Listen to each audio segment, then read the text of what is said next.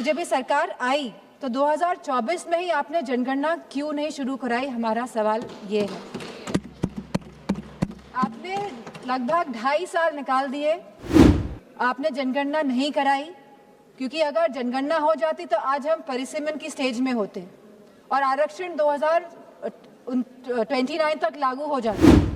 लेकिन आपकी मंशा ही नहीं थी कि 2029 पे महिलाएं आए और इस सदन में बैठे। अब अचानक ये जल्दबाजी क्यों दिखा रही है 2026 में? आज हमारी यह मांग है कि आप ओबीसी महिलाओं को भी आरक्षण दें और हमारी अल्पसंख्यक महिलाओं को भी आरक्षण दें।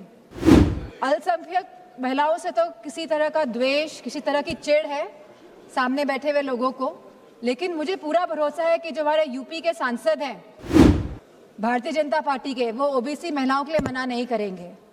तो वाकई में अगर आपको संशोधन लाना था, अगर आपको कॉन्स्टिट्यूशनल अमेंडमेंट करना था, तो आप इस बात का अमेंडमेंट करते कि आप ओबीसी महिलाओं को आरक्षण देने का काम करेंगे। चाहते कि हमारी दलित ओबीसी माताओं बहनों को, हमारी अल्पसंख्यक बहनों को आरक्षण मिले।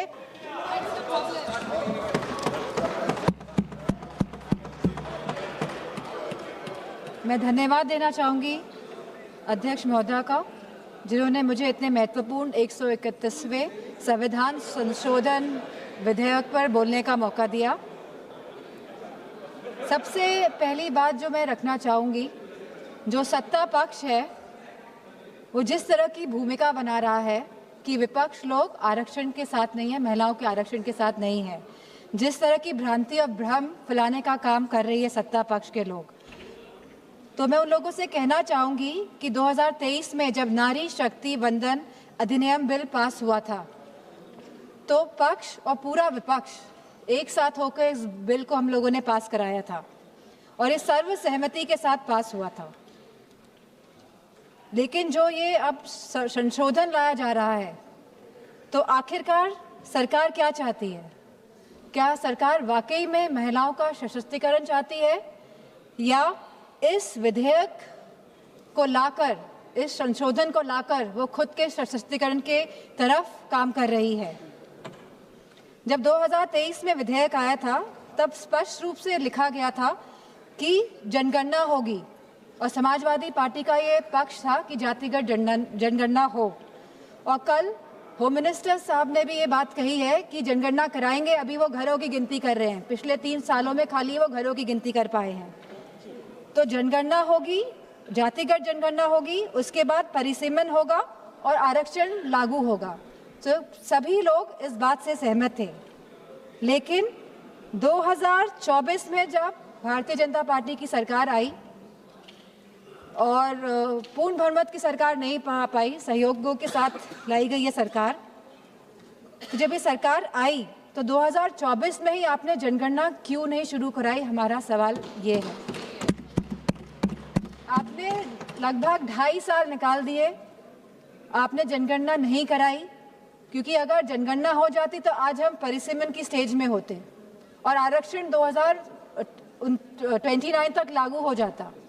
लेकिन आपकी मंशा ही नहीं थी कि 2029 पे महिलाएं आए और इस सदन में बैठे।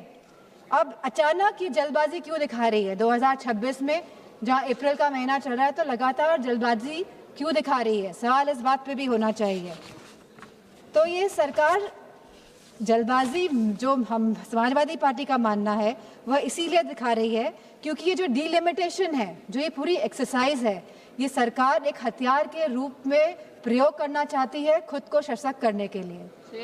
हमने देखा कि कल हमारे सांसद कांग्रेस के, उन्होंने कहा कि किस तरह आसाम में डिलिमिटेशन कमीशन का प्रयोग ना होकर किस तरह वहाँ पे चुनाव आयोग जाके परिसीमन कर रहा है और जिस तरह से पूरी प्रक्रिया को अंजाम दिया, और जो सेंसस यूज हुए उसमें वो 2011 के इस्तेमाल हुए। तो कहीं ना कहीं ये बहुत बड़ा प्रश्न चिन्ह उठाता है सरकार पे कि सरकार आखिरकार संविधान में संशोधन क्यों ला रही है, ये संविधान को क्यों बदलना चाहती है, ये क्यों चाहती है कि हमारा संविधान कमजोर हो और सरकार हमेशा सत्ता में बनी रहे। हमारे संस्थापक आदरणीय श्रद्धेय नेताजी ने जब उत्तर प्रदेश में पहली बार महिला आरक्षण लागू किया पंचायती राज में, तब जहां SC ST महिलाओं को आरक्षण मिला, वही हमारी OBC महिलाओं को भी आरक्षण मिला और हमारी जनरल कैटेगरी की महिलाओं को भी आरक्षण मिला। अब समाजवादी पार्टी चाहती है कि इस आरक्षण में हमारी अल्पसंख्यक महिलाओं को भी आरक्षण मिले। आप क्यों आधी आबादी में बंटवारा करना चाहते हैं? आप क्यों नहीं चाहते हैं कि महिलाएं आगे बढ़े, हर वर्ग की, हर समाज की, हर धर्म की महिलाएं आगे बढ़े? आज हमारी यह मांग है कि आप OBC महिलाओं को भी आरक्षण दें और हमारी अल्पसंख्यक महिलाओं को भी आरक्षण दें।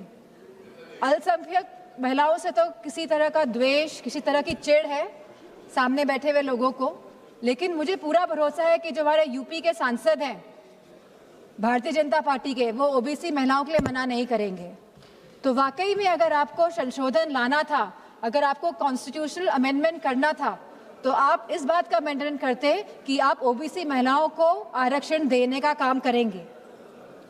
आज जब आप अल्पमत में दिखाई दे रहे हैं, क्योंकि आप जानते हैं कि आपका जो वोट है वो खिसकता जा रहा है कहीं ना कहीं, तो आप इस तरह का भ्रम फैलाने के लिए ये संशोधन बिल लेकर आए हैं, क्योंकि आपका केवल एक ही लक्ष्य है कि जो डेटा, जो कास्ट सेंसस का डेटा, जो जातिगत जनगणना का जो डेटा आएगा, जिससे सबकी भागीदारी सुनिश्चित होगी, निश्चित होगी, आप इससे भागना चाह रहे हैं और आप डिलिमिटेशन की प्रक्रिया से इसीलिए सेंसस को हटाना चाहते हैं या 20 या 25 साल के सेंसस का आप प्रयोग करना चाहते हैं।